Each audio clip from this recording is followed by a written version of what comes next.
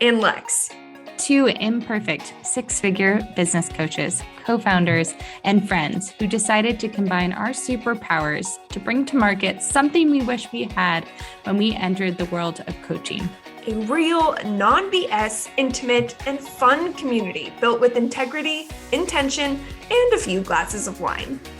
In this podcast, we get real.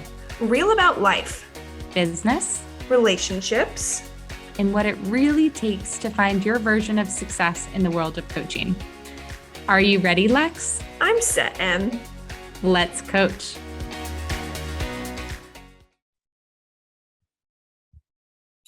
Hey, Lex. Hey, Emily.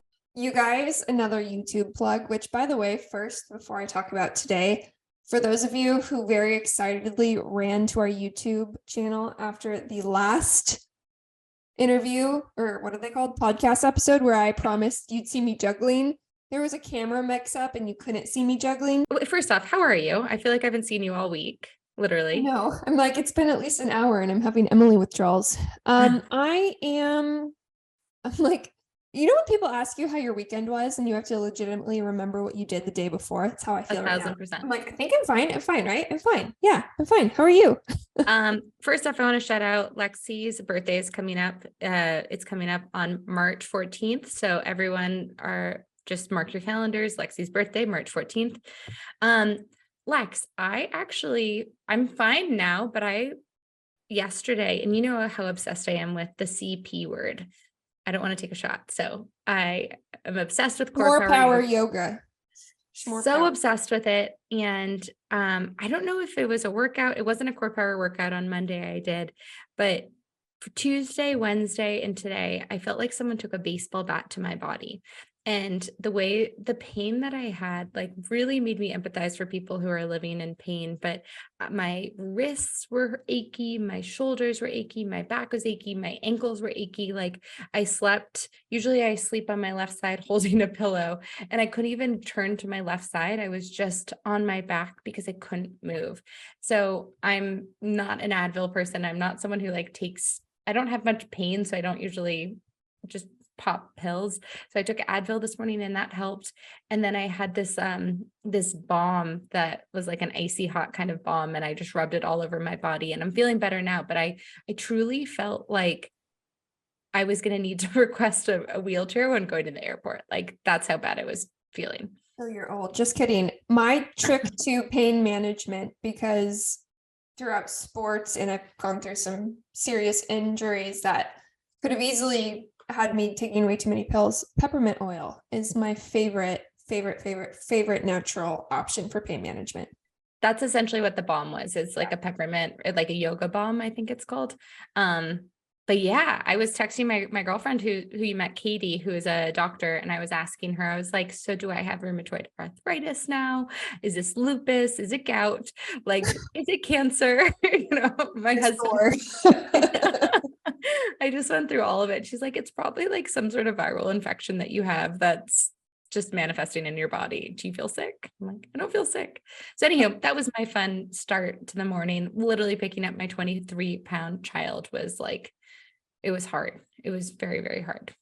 Okay. Last squirrel, guys, I promise. And then we'll talk about the content, but I feel like, I don't know why I didn't think to talk about this, but I have to tell them what happened to me this week regarding children and regarding. Oh yeah. Oh my Holy God, guys. smokes. I'll give you the very quick version. And I'm going to start by saying everyone is fine. Everyone is fine. Everyone is fine. But I went to my girlfriend's house this weekend to celebrate her birthday. And there was just 3 of us moms. And then I had my husband pick up Ashlyn, but there was four kiddos running around from the ages of 2 to 6. And I had forgotten my long story. I'm trying to what's the Cliff Notes version? I didn't have a purse. Okay. Meaning I still had my EpiPen, a wallet, and keys that were free floating in the house. I put them on a shelf. We drank some wine. We were watching some Bachelor, no judgment. And all of a sudden, my mom friend turns around and she sees her 2-year-old running around with the empty shell of my EpiPen. And we're like, what? Then I hear another child vomiting in the bathroom. And then we're like, what? And then the other mom friend went up to go find my EpiPen, needle out, having been deployed. Turns out the 2-year-old took my EpiPen, stabbed the 5-year-old. So I immediately call 911. Now, the mom of these two kids is the chillest mom I've ever met. She's like, Lex, you don't call 911. I'm like, I'm sorry, but your child is puking and just got stabbed with a EpiPen. The doctor's office isn't open. I'm going to ask what to do. Literally, they were in the city of Camarillo within 90 seconds without me even asking. We had a knock on the door. There were 7 paramedics who showed up. And the reason I'm kind of laughing is kid was totally fine. We were 3 semi half drunk moms who irresponsibly had left an EpiPen. My friend's like, are they going to call CPS? Anyways, everyone's fine. Everyone's fine. Long story long, here's the lesson there. Don't leave your EpiPen unattended in a house of children because they might stab each other. I think there's another lesson there too. It's less intimidating and it's easier to deploy an EpiPen than you think. And so if you ever do feel anxious about deploying an EpiPen, it's so easy a 2-year-old can do it. And you are the best. You just served it up on a silver platter. You know, there's so many options that could have been done in that moment. Could have called 911, could have gone to the Google rabbit hole, could have done a lot of things. It's sometimes hard to know the right thing. And you know what it's also sometimes hard to know the right thing about? Choosing a marketing strategy that works for you and your coaching business, which is today's topic, how to pick the best marketing strategy for your coaching business. Wow, we took it from EpiPens to best marketing strategy for your coaching business. Let me just make a mental note that I need to make an Instagram of all of your best transitions, because if people aren't listening to this podcast, they should get curious at least how we can go from an EpiPen to best marketing. We'll just do that. If you don't see it, slide into our DMs. So let's kick this off 20 minutes into our squirrel conversation. And that's our episode. Thanks so much for joining. Okay, Emily, I'm going to toss it over to you because I just talked a long time. You want to kick us off? Not really, but I will. So Okay. I'm happy to. No, I'm just kidding. Yeah. So I think this is a great conversation because as you can see, I'm going to speak in examples today.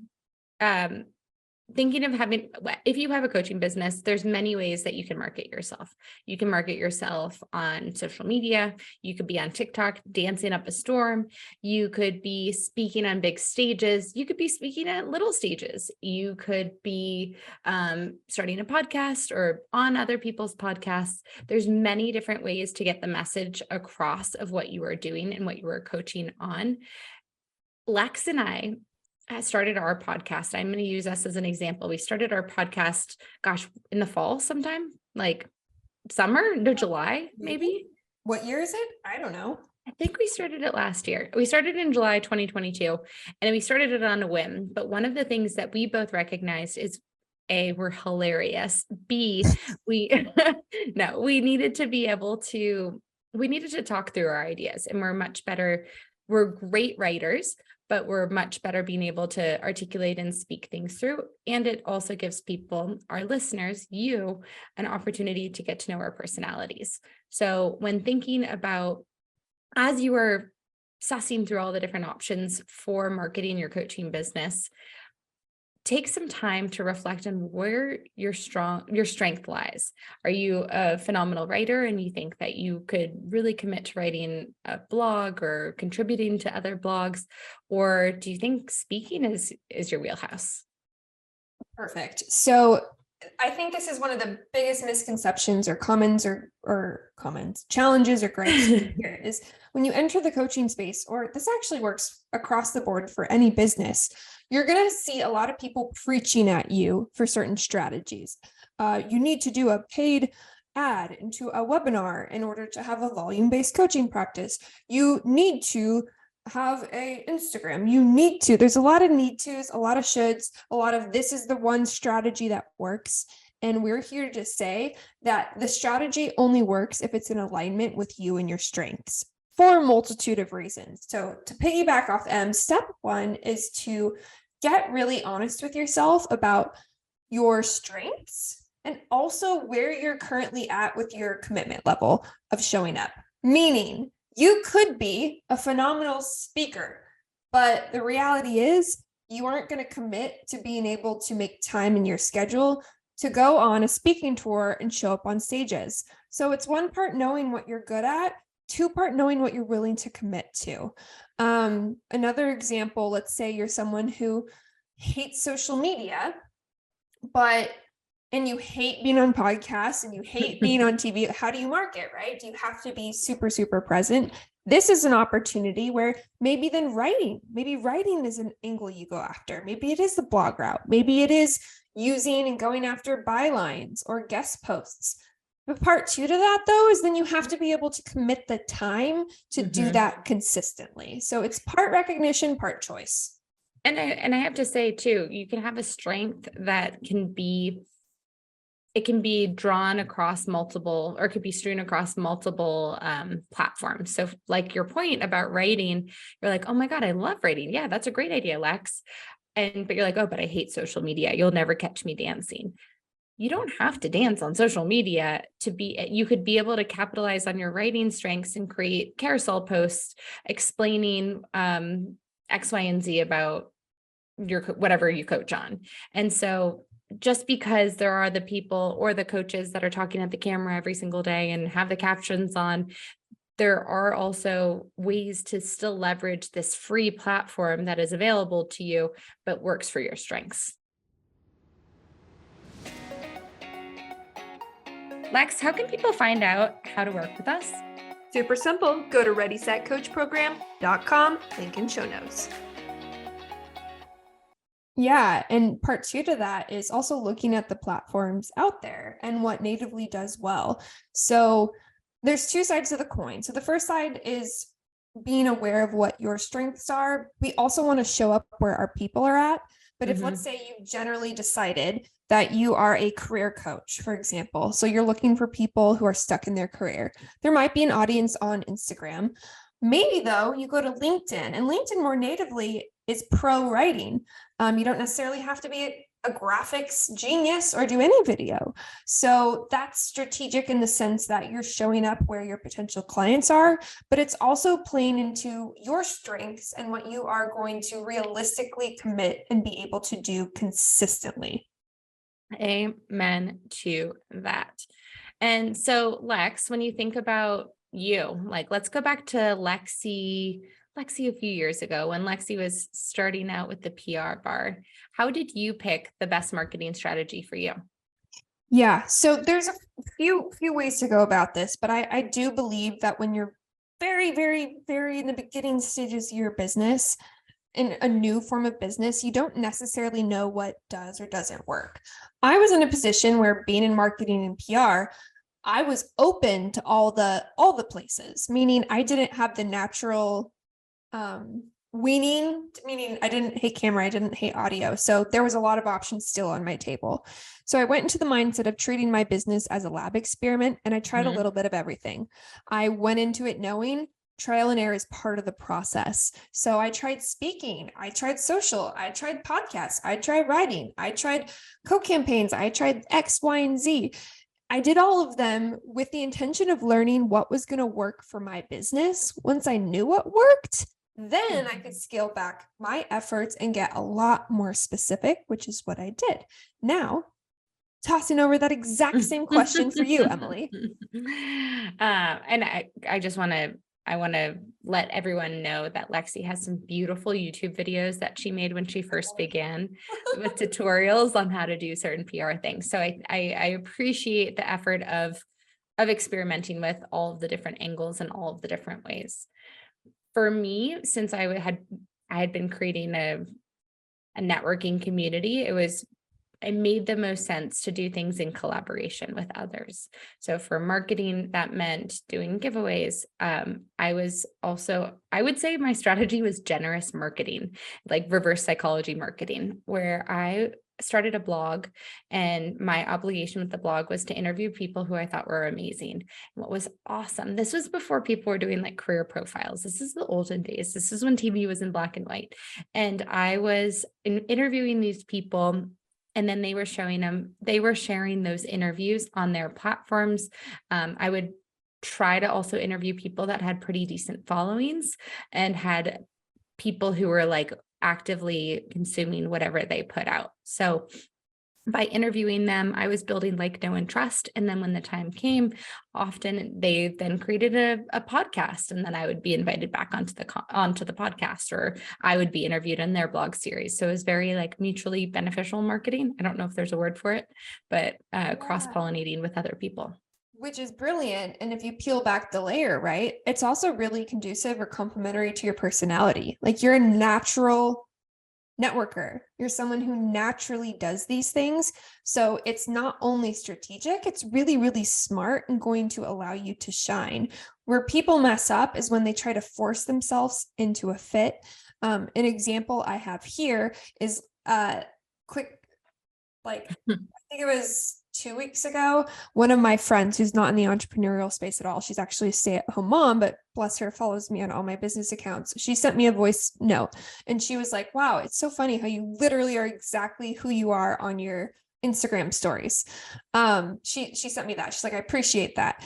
The thing is if I were to show up on my Instagram stories being super polished or trying to be all super, super vulnerable or X, Y, and Z, fitting into trend of the moment, it wouldn't be me, and that energy would be felt. It just wouldn't come off authentically. And so, yes, I'm me on my stories because I know that I is me. No, but that's also smart because I'm playing into who I am, and that's going to be felt in today's modern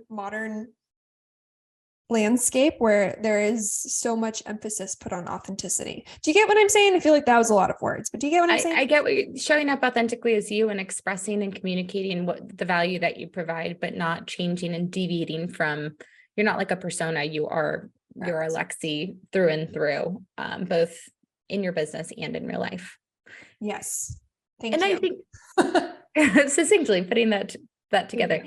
I do think, and I agree with that too. I think that gone are the days of the perfectly polished professional. And, I know it does exist on LinkedIn, but even there, I'm seeing so much more vulnerability in the last few years. Especially think about like the tech layoffs, all these people who are like kind of just pulling back the onion, and they're showing this version of themselves that's not everything is perfect and hunky-dory. And I so appreciate that, and infusing more of their personal life and personality into something that might be deemed professional. On the flip side of that coin, to play devil's advocate, I actually feel there's a lot of pressure to only show or overplay the message. Oh, yeah. Yeah. And so it kind of goes both ways. Yeah. And an example I have here is my husband. He's an engineer in the liquefied gas industry. Fun fact. So sexy. His space and his customers, like, they are not showing up for vulnerability. So when he sees a post on LinkedIn that's vulnerable, he's like, what WTF is this doing here? It is such a turnoff for him. So I think there is also, when we talk strategy, knowing as a coach, what type of person are you going after? Who is your ideal client? Is it someone that is open to the vulnerability? Or is it maybe someone in I'm stereotyping here, but like an older generation in a very rigid industry who might not really be receptive to this new wave of being messy? So it's something to think about too.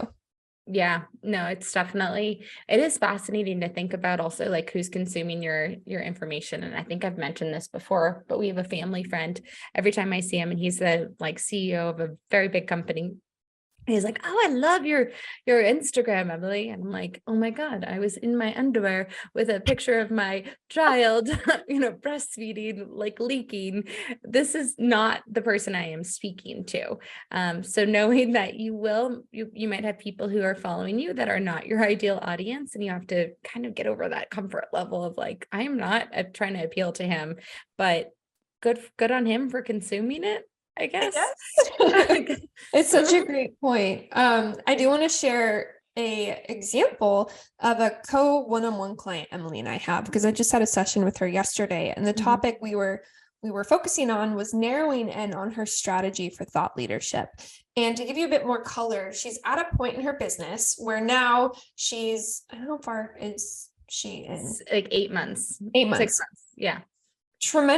Doing tremendously well in the if you're looking on YouTube, the fire is lighting in her business, and she's starting to get traction, and she's starting to move a little bit more out of the first trial and error phase into understanding what's working. She has clients, so we are able to reflect back on where did those clients come from. And this speaks back to kind of what I was saying about my journey, where sometimes you have to try a lot of things, but once you start seeing what works, then you can narrow in. So we narrowed in on 2 very specific strategies for her because we saw that's where her clients were coming from. So why reinvent the wheel? Let's just turn fire on what we know is working.